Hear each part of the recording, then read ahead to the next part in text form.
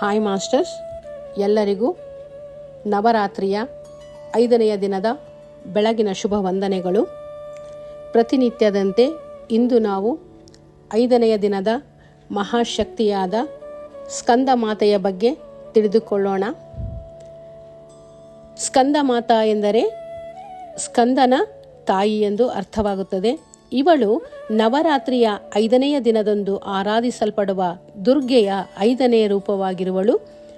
ತಾರಕಾಸುರನ ವಧೆಗಾಗಿ ಶಿವಪಾರ್ವತಿಯರ ಮಗನಾದ ಕಾರ್ತಿಕೇಯನು ಅಂದರೆ ಸ್ಕಂದನು ಬೇಕಾಗಿರುವಾಗ ಪಾರ್ವತೀ ದೇವಿಯು ತಾನೇ ಸ್ವತಃ ಸ್ಕಂದನ ತಾಯಿಯಾಗಿ ಸ್ಕಂದ ಮಾತೆ ಎಂಬ ರೂಪದಲ್ಲಿ ತನ್ನ ಮಗನನ್ನು ರಕ್ಷಿಸಿ ಬೆಳೆಸುತ್ತಾಳೆ. ಇದೇ ಅವತಾರದಲ್ಲಿ ಸ್ಕಂದ ಮಾತೆಯು ತನ್ನ ಮಗನಿಗೆ ಬಲ, ಧೈರ್ಯ ಮತ್ತು ಉತ್ತಮ ಮೌಲ್ಯಗಳನ್ನೂ ಸಹಿತ ಚಿಕ್ಕ ವಯಸ್ಸಿರುವಾಗಲೇ ಕಲಿಸುತ್ತಾಳೆ. ತಾರಕಾಸುರ ಎಂಬ ರಾಕ್ಷಸನು ಬ್ರಹ್ಮನ ವರ ಪಡೆದು ಅಂದರೆ ಅಘೋರವಾದ ಒಂದು ಕಠೋರ ತಪಸ್ಸನ್ನು ಮಾಡಿ ಬ್ರಹ್ಮನನ್ನು ಒಲಿಸಿಕೊಂಡಿರುತ್ತಾನೆ. ಆ ಬ್ರಹ್ಮನನ್ನು ಒಲಿಸಿಕೊಂಡು ಬ್ರಹ್ಮನಿಂದ ಪಡೆದ ವರ ಏನು ಅಂದರೆ, ಯಾರಿಂದನೂ ನನಗೆ ತೊಂದರೆಯಾಗಬಾರ್ದು, ಯಾರಿಂದನೂ ನನಗೆ ಸಾವು ಬರಬಾರದು, ಕೇವಲ ಶಿವನ ಮಗನಿಂದ ಮಾತ್ರ ಅಂತ ಅವನು ಆ ವರವನ್ನು ಪಡೆದುಕೊಂಡಿರುತ್ತಾನೆ. ಆಗ ಆ ಒಂದು ಅಹಂನಿಂದ, ಗರ್ವದಿಂದ ಅವನು ಎಲ್ಲರಿಗೂ, ಎಲ್ಲ ದೇವಾನುದೇವತೆಗಳಿಗೂ, ಭೂಮಿಗೂ ತೊಂದರೆ ಕೊಡಲು ಪ್ರಾರಂಭ ಮಾಡ್ತಾನೆ. ಇವನ ಒಂದು ಉಪಟಳ ತಾಳಲಾರದೆ ಎಲ್ಲ ದೇವಾನುದೇವತೆಗಳು ಶಿವಪಾರ್ವತಿಯರ ಮೊರೆ ಹೋದಾಗ ಆಗ ತಾರಕಾಸುರನನ್ನು ಸಂಹರಿಸಲು ಶಿವ ಮತ್ತು ಪಾರ್ವತಿಯ ಮಗನಾದ ಕಾರ್ತಿಕೇಯ ಮಾತ್ರ ಸಾಧ್ಯ ಎಂದು ದೇವತೆಗಳು ನಂಬಿ ಅವರಿಗೆ ಶರಣು ಹೋದಾಗ ಶಿವಪಾರ್ವತಿಯ ವಿವಾಹದ ನಂತರ ದೇವಿಯು ತನ್ನ ಮಗು ಕಾರ್ತಿಕೇಯನ ಮೇಲೆ ಇಟ್ಟ ಪ್ರೀತಿ ಮತ್ತು ಕಾಳಜಿಯಿಂದಾಗಿ ತಾನೇ ಸ್ಕಂದನ ತಾಯಿಯಾಗಿ ಸ್ಕಂದ ಮಾತೆ ರೂಪದಲ್ಲಿ ಪ್ರತ್ಯಕ್ಷವಾಗುತ್ತಾಳೆ. ಈ ಮಹಾತಾಯಿ ಸ್ಕಂದ ಮಾತೆಯು ಮಗನಿಗೆ ಚಿಕ್ಕ ವಯಸ್ಸಿರುವಾಗಲೇ ಯುದ್ಧ ತಂತ್ರಗಳನ್ನು ಕಲಿಸುತ್ತಾಳೆ. ಬಲಶಾಲಿಯಾಗಿ, ಧೈರ್ಯಶಾಲಿಯಾಗಿ ಮತ್ತು ಜೀವನದ ಎಲ್ಲ ಸವಾಲುಗಳನ್ನು ಎದುರಿಸಲು ಇವನನ್ನು ಸಿದ್ಧಗೊಳಿಸುತ್ತಾಳೆ. ನೋಡ್ರಿ ಮಾಸ್ಟರ್ಸ್, ಮಾಮೂಲಾಗಿ ಸರ್ವೇ ಸಾಮಾನ್ಯವಾಗಿ ಎಲ್ಲ ತಾಯಂದಿರು ಚಿಕ್ಕ ವಯಸ್ಸಿರುವಾಗ ನನ್ನ ಮಗು ಇನ್ನೂ ಚಿಕ್ಕದು ಅಂತ ಕೇವಲ ಆ ಒಂದು ತಾಯಿಯ ಮಮತೆ, ಪ್ರೀತಿಯೊಂದೇ ಧಾರೆ ಎರೆಯುತ್ತಿರುತ್ತಾಳೆ. ಆದರೆ ಇಲ್ಲಿ ಸ್ಕಂದ ಮಾತೆಯು ಹಾಗಲ್ಲ.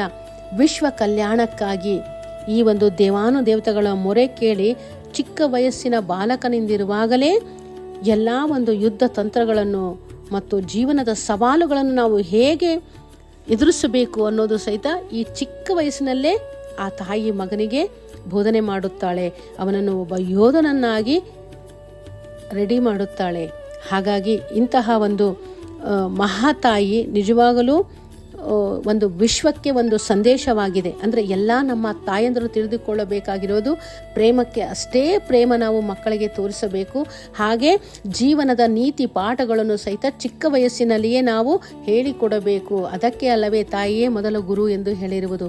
ಪತ್ರಿಜಿಯವರು ಸಹಿತ ಯಾವಾಗಲೂ ಈ ಆಧ್ಯಾತ್ಮ ಎನ್ನುವುದು, ಧ್ಯಾನ ಎನ್ನುವುದು ಚಿಕ್ಕ ವಯಸ್ಸಿರುವಾಗಲೇ ಪ್ರಾರಂಭಿಸಬೇಕು.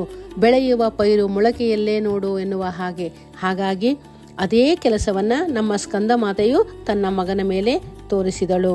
ಹಾಗೆ ಜಗತ್ತಿನ ಕಲ್ಯಾಣಕ್ಕಾಗಿ ತಂದೆ ಶಿವ ಮತ್ತು ತಾಯಿ ಸ್ಕಂದ ಮಾತೆಯ ಆಶೀರ್ವಾದದಿಂದ ಶಕ್ತಿಶಾಲಿಯಾದ ಸ್ಕಂದನು ತಾರಕಾಸುರನನ್ನು ಆಗ ಸಂಹರಿಸುತ್ತಾನೆ. ಹಾಗಾಗಿ ಅವನು ಇಡೀ ಲೋಕ ಕಲ್ಯಾಣಕ್ಕೆ ಕಾರಣನಾಗುತ್ತಾನೆ. ಇಂಥ ಮಹಾತಾಯಿಯನ್ನು ನವರಾತ್ರಿಯ 5ನೇ ದಿನದಂದು ಅಂದರೆ ಈ ದಿನದಂದು ರಾತ್ರಿ ಇಡೀ ಪ್ರತಿನಿತ್ಯಲೂ ಹೇಳುವಂತೆ ಈ ದಿನ ರಾತ್ರಿ ಆ ಮಹಾತಾಯಿಯ ಸ್ಕಂದ ಮಾತೆಯ ರೂಪವನ್ನು ಸಂಪೂರ್ಣವಾಗಿ ಗಮನಿಸಿ ಹಾಗೇ ಕಣ್ಣು ಮುಚ್ಚಿಕೊಂಡು ನಾವು ಧ್ಯಾನಾಸಕ್ತರಾದಾಗ ನಮಗೆ ಆಧ್ಯಾತ್ಮಿಕ ಶಾಂತಿ ದೊರೆಯುತ್ತದೆ, ಸಂತೋಷ ದೊರೆಯುತ್ತದೆ ಮತ್ತು ಮೋಕ್ಷವು ಪ್ರಾಪ್ತಿಯಾಗುತ್ತದೆ ಮಾಸ್ಟರ್ಸ್. ಇದಲ್ಲದೆ ಸ್ಕಂದ ಮಾತೆ ಅಂದರೆ ನೀವು ಅವಳ ಒಂದು ರೂಪವನ್ನು ನೋಡಿರಬಹುದು. ಅವಳ ಮುಂದೆ ಚಿಕ್ಕ ಮಗುವಿನ ಮೂರ್ತಿ ಇದೆ. ಹಾಗಾಗಿ ಯಾರು ಸಂತಾನವಿಲ್ಲ ಎಂದು ದುಃಖ ಪಡುತ್ತಿರುತ್ತಾರೋ ಅವರು ಈ ಒಂದು ನವರಾತ್ರಿಯ 5ನೆಯ ದಿನದಂದು ಇಡೀ ರಾತ್ರಿಯೆಲ್ಲ ಅವಳನ್ನು ಸ್ಮರಿಸಿ ಸಂಕಲ್ಪಿಸಿಕೊಂಡು ನಮಗೂ ಈ ಒಂದು ಸಂತಾನ ಭಾಗ್ಯ ದೊರೆಯಲಿ ಎಂದು ಧ್ಯಾನಾಸಕ್ತರಾಗಿ ರಾತ್ರಿಯೆಲ್ಲ ಧ್ಯಾನ ಜಾಗರಣೆ ಮಾಡಿದಾಗ ಅವರಿಗೂ ಸಹಿತ ಮಗು ಪಡೆಯುವ ಬಯಕೆ ಪೂರೈಸುತ್ತಾಳೆ ಆ ಮಹಾತಾಯಿ. ಹಾಗೆ ಈ ಎಲ್ಲ ಭಕ್ತರು, ಧ್ಯಾನಿಗಳು ದೇವಿಯನ್ನು ಧ್ಯಾನಿಸುವುದರಿಂದ, ಪೂಜಿಸುವುದರಿಂದ ಜೀವನದ ಯುದ್ಧಗಳನ್ನು ಎದುರಿಸಲು ಶಕ್ತಿ ಮತ್ತು ಧೈರ್ಯವನ್ನು ತುಂಬುತ್ತಾಳೆ. ಅಂದರೆ ಜೀವನದ ಯುದ್ಧ ಅಂದರೆ ನಮ್ಮ ಜೀವನದಲ್ಲಿ ಬರುವ ಯಾವುದೇ ಸಮಸ್ಯೆಗಳು ನಮಗೆ ಅತಿ ಚಿಕ್ಕ ಸಮಸ್ಯೆಗಳೇ ದೊಡ್ಡ ಸಮಸ್ಯೆಗಳಾಗಿ ಈ ಒಂದು ಅದ್ಭುತವಾದ ಜೀವನವನ್ನೂ ಸಹಿತ ಕೆಲವರು ಕೊನೆಗಾಣಿಸಿಕೊಳ್ಳುತ್ತಾರೆ, ಅಂದರೆ ಆತ್ಮಹತ್ಯೆ ಮಾಡಿಕೊಳ್ಳುವುದು. ಹಾಗಾಗಿ ಇಂತಹ ಒಂದು ಜೀವನದಲ್ಲಿ ಬರುವ ಯಾವುದೇ ಸಮಸ್ಯೆಗಳಿರಲಿ, ಯಾವುದೇ ಸವಾಲುಗಳಿರಲಿ, ಧೈರ್ಯವಾಗಿ ಎದುರಿಸುವ ಒಂದು ಶಕ್ತಿ, ಆತ್ಮಸ್ಥೈರ್ಯ ನಮಗೆ ಈ ಸ್ಕಂದ ಮಾತೆಯನ್ನು ಆರಾಧಿಸುವುದರಿಂದ, ಧ್ಯಾನಿಸುವುದರಿಂದ ಅತಿ ಹೆಚ್ಚಿನ ಪ್ರಾಣಶಕ್ತಿಗೆ ನಾವು ಅನುಸಂಧಾನವಾಗುತ್ತೇವೆ ಮಾಸ್ಟರ್ಸ್. ಹಾಗಾಗಿ ಇಂದು ರಾತ್ರಿ ನಾವು ಪ್ರತಿನಿತ್ಯದಂತೆ ಆ ತಾಯಿಯನ್ನು ಸ್ಮರಿಸುತ್ತಾ ಧ್ಯಾನಾಸಕ್ತರಾಗೋಣ. ನಮ್ಮ ಜೀವನದಲ್ಲೂ ನಾವು ಧೈರ್ಯದಿಂದ ನಮ್ಮ ಜೀವನದಲ್ಲಿ ಬರುವ ಯಾವುದೇ ಸವಾಲುಗಳನ್ನು ಆತ್ಮಸ್ಥೈರ್ಯದಿಂದ ಯುದ್ಧದಂತೆ ನಾವು ಯುದ್ಧವನ್ನು ಮಾಡಿ ಮುಂದೆ ಹೆಜ್ಜೆ ಇಟ್ಟು ಆನಂದವಾಗಿ ಜೀವಿಸೋಣ ಅಂತ ಹೇಳುತ್ತಾ ಎಲ್ಲರಿಗೂ ಧನ್ಯವಾದಗಳು. ಮತ್ತೆ ನಾಳೆ ಭೇಟಿಯಾಗೋಣ ಮುಂದಿನ ಆ ಮಹಾತಾಯಿಯ ಒಂದು ಮಹತ್ವವನ್ನು ತಿಳಿದುಕೊಳ್ಳಲು. ಧನ್ಯವಾದಗಳು ಮಾಸ್ಟರ್ಸ್. Thank you.